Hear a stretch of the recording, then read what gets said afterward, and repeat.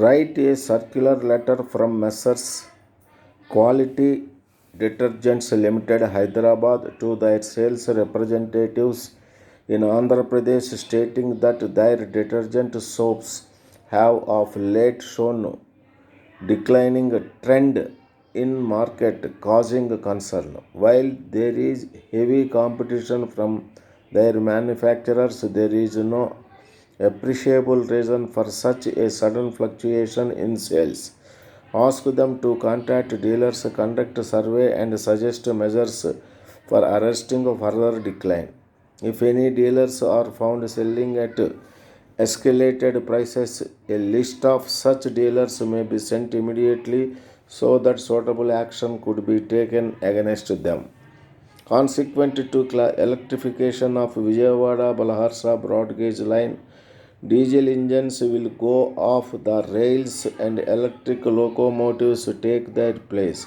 There is a rumor that diesel drivers will lose their jobs and face unemployment.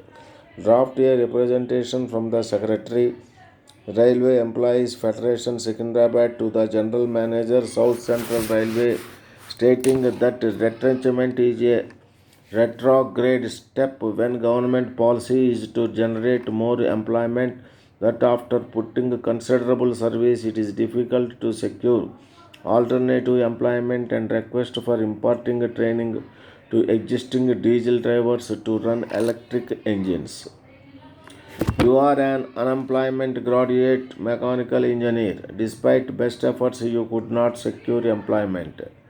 You propose to set up an auto workshop at Rajamundry under self-employment scheme with an investment of rupees 10 lakhs. There is much demand in the vicinity for repairs to vehicles.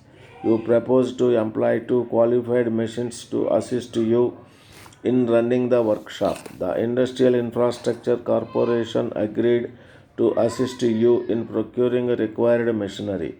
You propose to invest a capital of rupees 2 lakhs. Draft an application to the Managing Director, Andhra Pradesh State Financial Corporation, Hyderabad, for a loan of rupees 8 lakhs under terms and conditions of corporation. Due to flash floods in coastal districts during August, normal life had been paralyzed.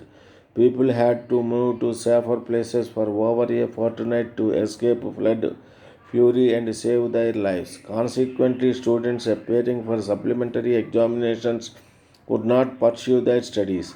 Even after floods receded, considerable time lost in getting themselves rehabilitated.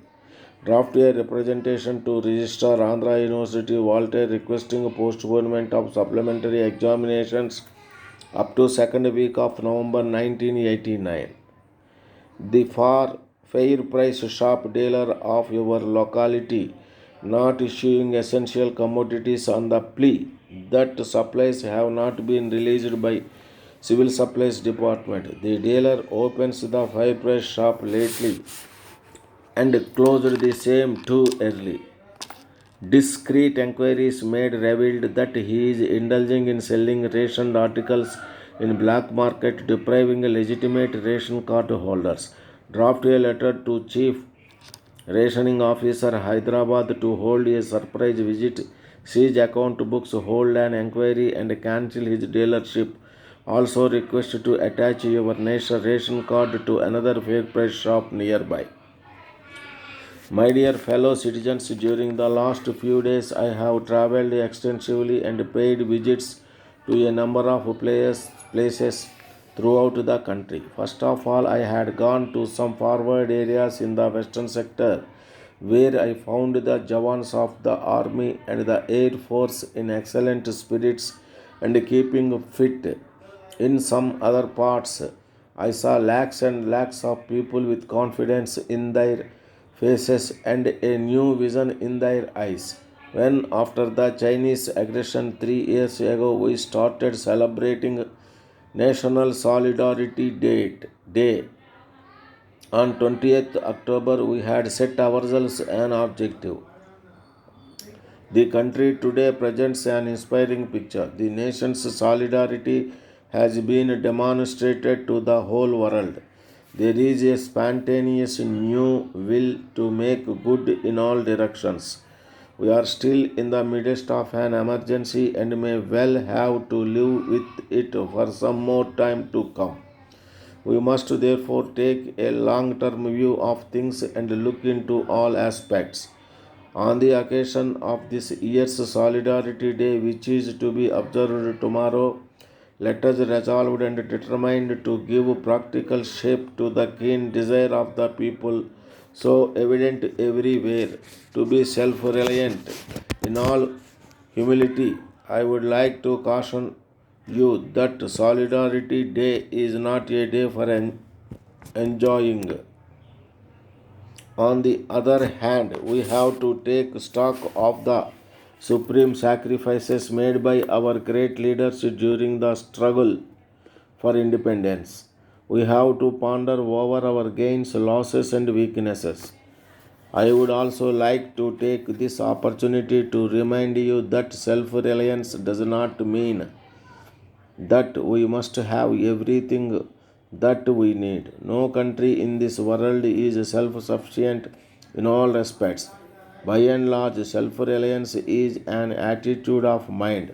For example, a poor man can be self reliant, while a wealthy person may be dependent on others. Self reliance means the capacity to make the utmost of what we have and the courage to do without what we do not and what we cannot have. There are three specific fields in which self reliance is of the highest importance. First of all, armed forces must be adequately equipped to defend our frontiers and to meet the challenges that we face.